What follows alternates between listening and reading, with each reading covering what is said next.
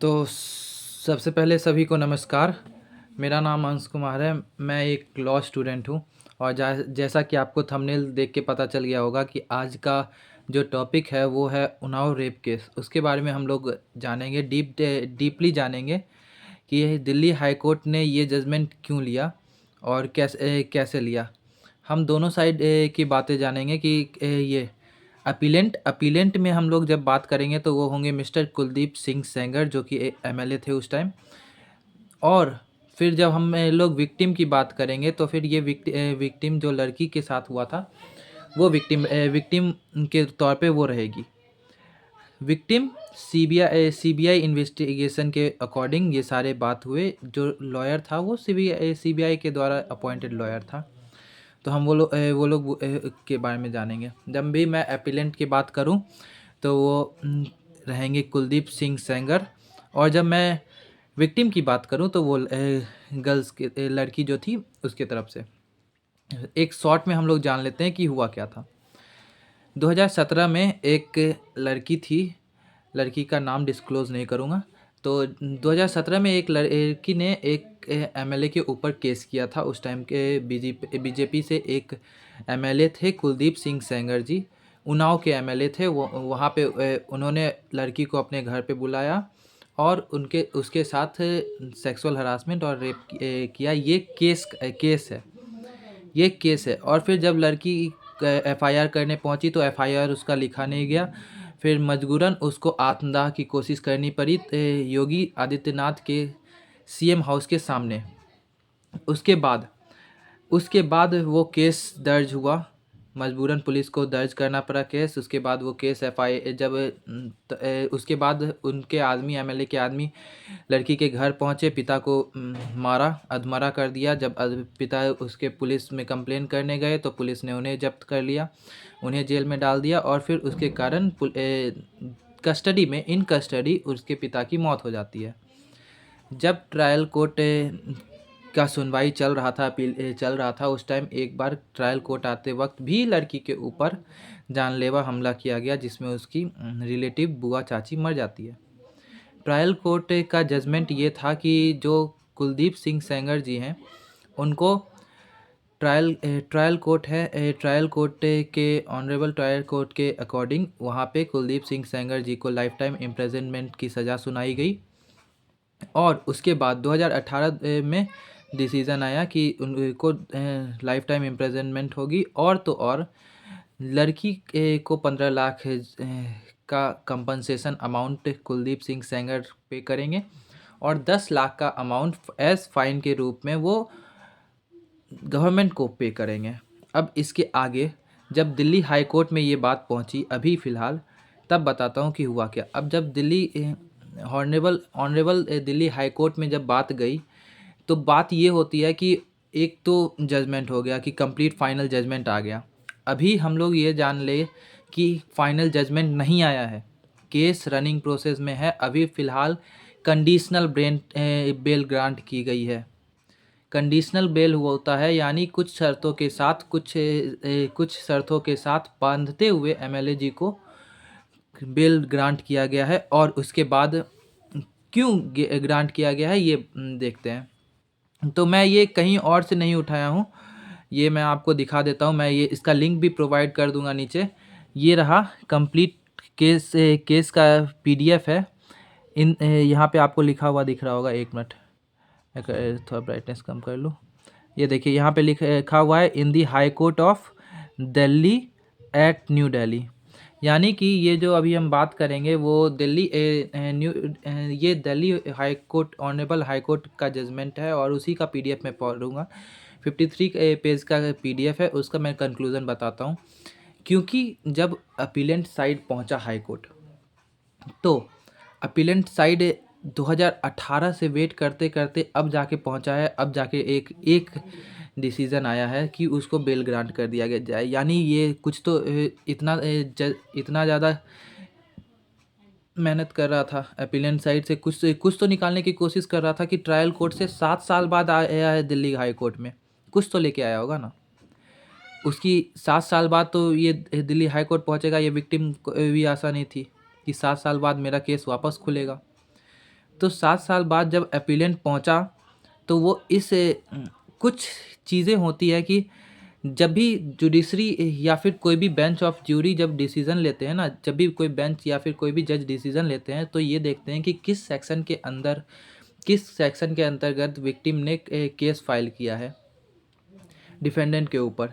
Defendant अब appellate बन चुके हैं, हाई कोर्ट पहुंचने के बाद अपीलेंट बन चुके हैं। डिफेंडेंट के ऊपर किस सेक्शन के ऊपर, अब अगर वो सेक्शंस प्रूफ हो जाते हैं, अगर वो सेक्शंस प्रूफ हो जाते हैं तभी उस डिफेंडेंट को या फिर उस डिफेंडेंट को सज़ा मिलती है। अगर वो भले ही गिल्टी है लेकिन जिस सेक्शंस के अंदर केस फाइल किया गया था वो सेक्शंस प्रूफ नहीं होते हैं तो फिर वो बेल ग्रांट हो जाता है या तो वो बाइज्जत बरी हो जाते हैं।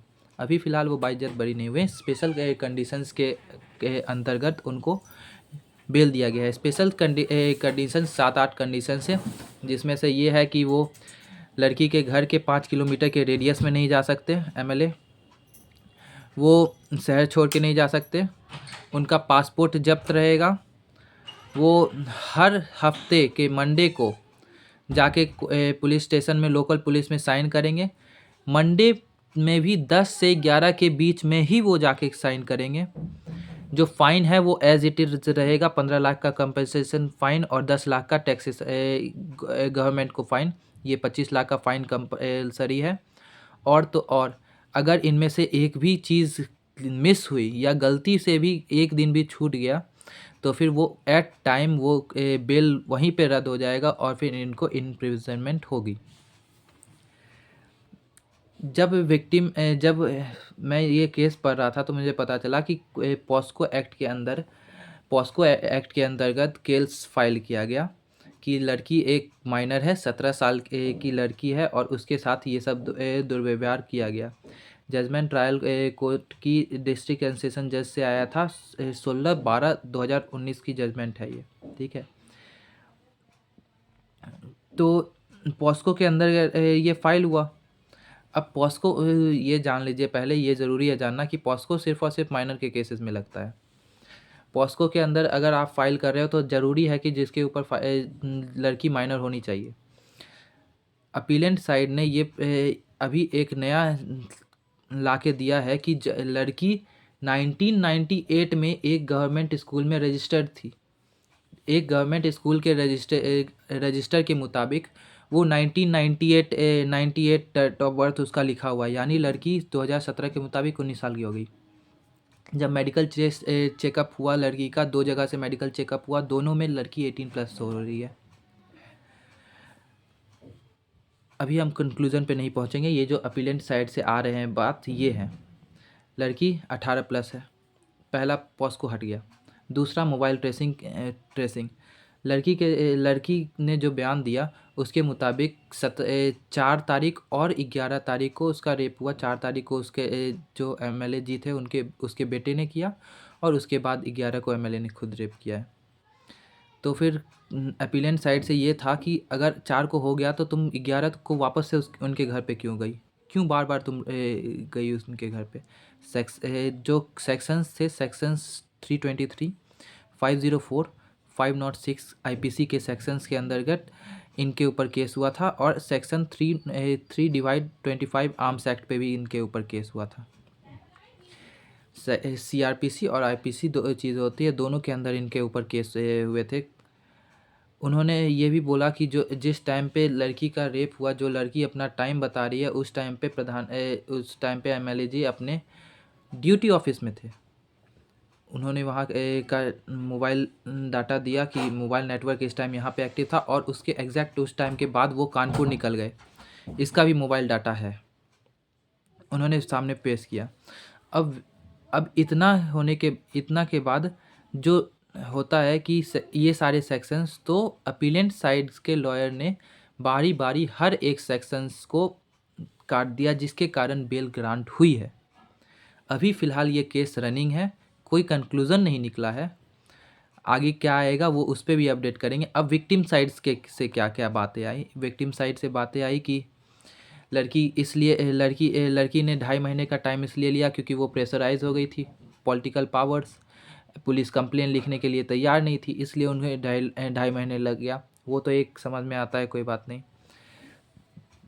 लड़की जो एबीएस पब्लिक स्कूल में 5th स्टैंडर्ड में थी, जहाँ पे उसका फैमिली बैकग्राउंड भी है कि यहाँ से ही पढ़ी है। तो उस स्कूल में इसका डेट ऑफ बर्थ, उस रिकॉर्ड्स में जो विक्टिम है उसका डेट ऑफ बर्थ 2001 था, जिसके मुताबिक वो 17 साल की थी उस टाइम। अब दोनों बात एक दूसरे से कोलाइड करते हैं, लेकिन जब भी जुडिशरी चेक करती है तो वो गवर्नमेंट डाटा को ऑफिशियल मानती है। तो अगर गवर्नमेंट स्कूल का डाटा है तो वो ज़्यादा वैल्यूएबल होगा एज़ पब्लिक स्कूल से। तो विक्टिम के लॉयर ने कहा कि किसी भी एमएलए के लिए ये कोई बड़ी बात नहीं है कि वो किसी भी गवर्नमेंट जो ऑनलाइन चढ़ा हुआ नहीं है, सिर्फ रजिस्टर में जाके चेंज करवा दे, कोई बड़ी बात नहीं है। उन्होंने ये भी कहा, विक्टिम साइड से ये भी बात आई कि किसी भी एमएलए के लिए मोबाइल नेटवर्क के चेंज करना कोई बड़ी बात नहीं है कि ये फ़ोन ये सिम यहाँ से वहाँ चला गया, फ़ोन लेके कोई और चला गया, कोई बात नहीं। ये सब आया, लेकिन क्योंकि विक्टिम का केस उस टाइम स्ट्रांग नहीं था, इसलिए कंडीशनल बेल ग्रांट हो गई। ये होता है जुडिशरी में कि एविडेंस किस साइड ज़्यादा है। ऑनरेबल दिल्ली हाई कोर्ट और जुडिशरी पे हमें पूरा विश्वास है। जो भी डिसीज़न आएगा हम लोग उस डिसीज़न की रिस्पेक्ट करेंगे, कंप्लीट रिस्पेक्ट करेंगे। और जो मैंने ये सारी बातें आपको बताई, इसका कंप्लीट डिटेल्ड पीडीएफ है, 53 पेज का, 53 पेजेस का पीडीएफ है। मैं आप लोगों से गुजारिश करूँगा कि आप लोग भी एक बार इससे गो थ्रू हो, एज़ लॉ स्टूडेंट हो या लॉयर हो या एडवोकेट हो, आप सबके लिए ये बेनिफिशियल होगा कि आप एक बार पढ़ें और आप लोग बताएं मुझे कमेंट सेक्शन में कि आप लोगों को क्या समझ में आ रहा है इस पीडीएफ से। जब आप नीचे पहुंचोगे ना, ट्रायल कोर्ट में तो क्या क्या हुआ और फिर क्या क्या बताया गया, बोला गया, ये दोनों लर्नड काउंसिल और सीनियर काउंसिल्स की तरफ से क्या क्या बात आई, ये सब इस पीडीएफ में है।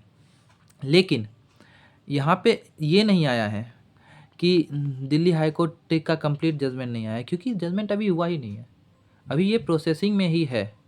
एक आज अभी के लिए फ़िलहाल बेल ग्रांट कर दी गई है कि केस रनिंग स्टेटस में है। तो जब फाइनल जजमेंट आ जाएगा उसके बाद हम लोग कंक्लूज़न पे निकल सकते हैं कि ये जजमेंट जो आया वो सही है या नहीं।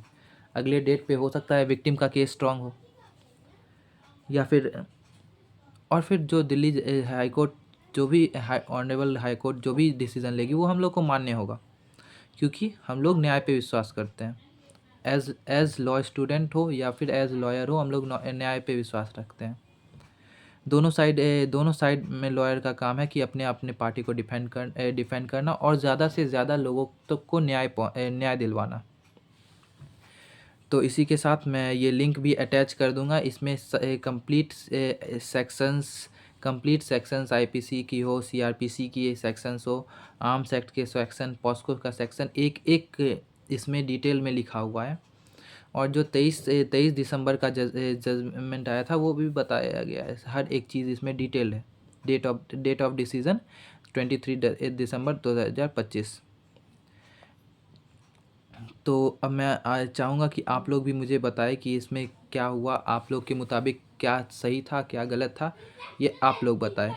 बाकी मैं तो जुडिशरी के साथ हूँ, मुझे पता है कि लास्ट तक जाके न्याय ही होगा और जो होगा अच्छा ही सही डिसीज़न आएगा।